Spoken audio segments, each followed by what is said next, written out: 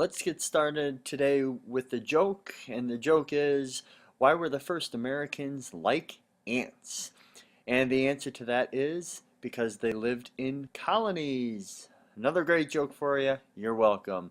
War in Europe. That's what we're going to look at today. Key concepts. How did Adolf Hitler come to power in Germany? Know how the Western powers in Europe appease Hitler. Why does appeasement tend to fail? And how does Hitler guarantee Germany will not fight another two-front war? Vocab words, quite a few of them today. Nazism, Blitzkrieg, appeasement, non-aggression pact, and Munich agreement. Make sure that you study these over before heading into the rest of the video. We're going to start with Hitler's rise to power. And to begin with that, we're going to journey back to 1923 when he actually tries to overthrow the German government in what is known as the Beer Hall Putsch. This does fail, and Hitler is thrown into jail. And while he's in prison at this time, this is when he actually writes Mein Kampf, his book. But more importantly, he understands at this point that in order to take control of Germany, he's going to have to do it through the election process. And over the next 10 years, he works his way to becoming the Chancellor of Germany. He does this by joining the Nazi Party, which happens to be a political party. It then works his way up to Chancellor, which isn't the head of Germany, but in 1934, when the president dies, Hitler is the one with full control, and at that time, he then is the dictator of Germany. With Hitler now in total control of Germany, he begins to suppress any and all opposition. So, for example, anybody that is a fan of having communism run in Germany, he's going to try and get rid of those people. Those who disagree with Adolf Hitler and what he wants for Germany, he's going to try and get rid of those people. And we also see the beginnings of his racial purification with Kristallnacht, or what means the Night of Broken Glass, where many Jewish stores are vandalized, broken into, etc. All while Hitler is busy suppressing the opposition, he also begins to build up the military. And in doing so, he's in direct violation of the Treaty of Versailles, which says that you cannot build up a military in Germany after World War I. He builds up the military. He has a draft, so men have to serve in the army, and what this ends up doing is jump-starting the economy, and throughout the 1930s, Germany makes its way out of its Great Depression ahead of the other European nations.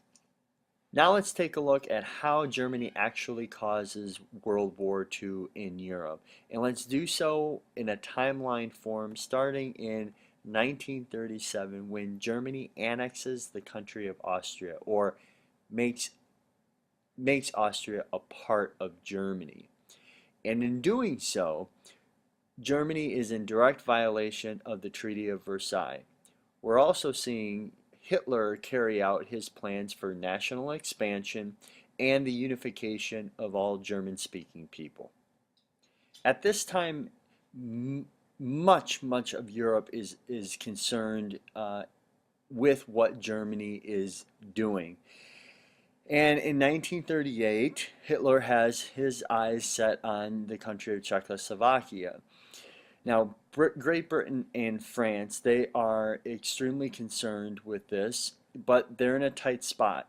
They are countries still suffering, still licking their wounds from the World War I, and they are still dealing with the Great Depression. So the last thing they want is a war, but they know that they can't let Hitler just start waltzing his way through Germany, taking over a bunch of different countries. So they decide to meet in the city of Munich, where they come up with the Munich Agreement, which basically says Hitler can have a little bit more land if he promises not to take any more land. So Germany gets the Sudetenland, which is a part of Czechoslovakia, and promises that he won't take any more land. And it's an agreement between Britain, France, Germany, and Italy, which is allied with Germany at this time. And this in Britain is seen as a success, also in France, but it is seen as a success, this appeasement that is the Munich Agreement. And unfortunately, this doesn't stop Hitler from doing anything. Hitler is just one of those people that is willing to lie about stuff. The reason why the Munich Agreement was met with such admiration by many in Germany and France was because they believe the goal in Munich was to avoid war, and it appeared that they had done that. However, we already mentioned Hitler's a liar, and he did lie, continue to take other land and territory, thus breaking the Munich Agreement.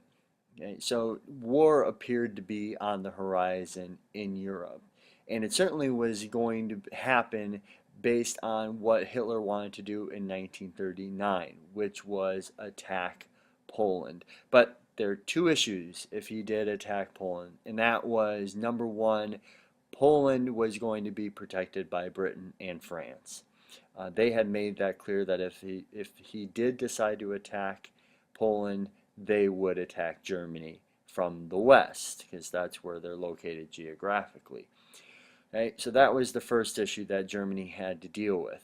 The second thing Germany and Hitler had to deal with was if they attacked Poland and took that nation over, they would be on the border of the Soviet Union.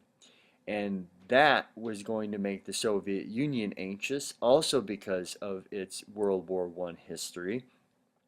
And therefore, the Soviet Union would be attacking Germany from the east. Then Germany would be stuck with another two-front war, which is what Hitler wanted to avoid. So he talked with Stalin and the Soviet Union, and they signed the Non-Aggression Pact, which allowed Germany to take over half of Poland and the Soviet Union to take over half of Poland, and they agreed not to attack one another. Okay? We're going to find out that Hitler also lies about this, but for the time being, it allowed Hitler to go into Poland in the east and then deal with France and Germany in the west.